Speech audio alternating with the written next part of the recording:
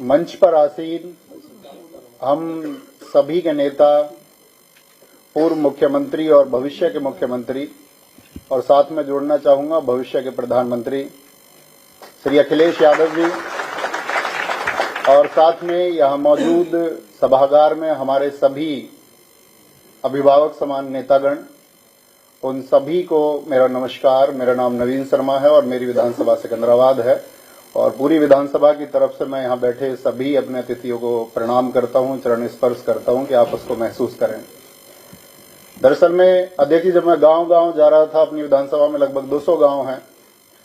तो और इस प्रदेश में लगभग अपने छात्रों की संख्या 1.5 करोड़ है, तो उन सबका एक ही सवाल था मुझसे कि आप समाजवादी पार्टी में क्यों, आप समाजवादी विचारधारा में क्यों जुड़े।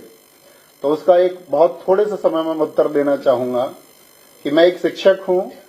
और मैं निर्माण की परिभाषा जानता हूं, एक विध्वंस की परिभाषा मुझे नहीं आती है। और इस समय की जो प्रदेश में सरकार है वो सिर्फ तोड़ना चाहती है, चाहे वो जातियों के नाम पर तोड़े, चाहे वो बुलडोजर के नाम पर तोड़े। लेकिन हमारे अखिलेश यादव जी ने, चाहे एक्सप्रेसवे के नाम पर हो, चाहे डिजिटल एजुकेशन लैपटॉप के नाम पर हो, हमेशा एक जोड़ने का काम किया है। तो एक अध्यापक का घर सिर्फ और सिर्फ समाजवादी पार्टी ही हो सकती है। एक शिक्षित व्यक्ति का घर यदि वो नफरत को छोड़ करके उस पैमाने से देखेगा, एक इंसान के नजरिए से देखेगा, तो उस सब को, इस पूरे प्रदेश को अपना घर समाजवादी पार्टी दिखाई देगा। और साथ में आप जानते हैं कि इस देश में बहुत लोग मन की बात कार्यक्रम कर रहे हैं, लेकिन हमारे नेताजी आदरणीय अखिलेश जी सिर्फ और सिर्फ जन की बात कर रहे हैं। और उस जन में जो पीडीए को उन्होंने आगे बढ़ाने का संकल्प लिया है, और जिस तरह से पीडीए की बातों को आगे बढ़ाया जा रहा है, उसी तरह से वो चीजें बुलंद, हम सब की नैतिक जिम्मेदारी भी है कि जिस वर्ग को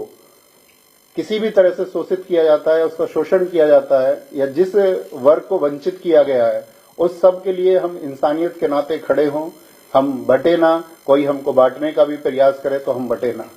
और हम कंधे से कंधा मिलाकर के आदरणीय अखिलेश यादव जी को 2027 में बहुत मजबूत बनाएं। और बहुत मजबूत बनाने के लिए हमने एक स्लोगन लिखा था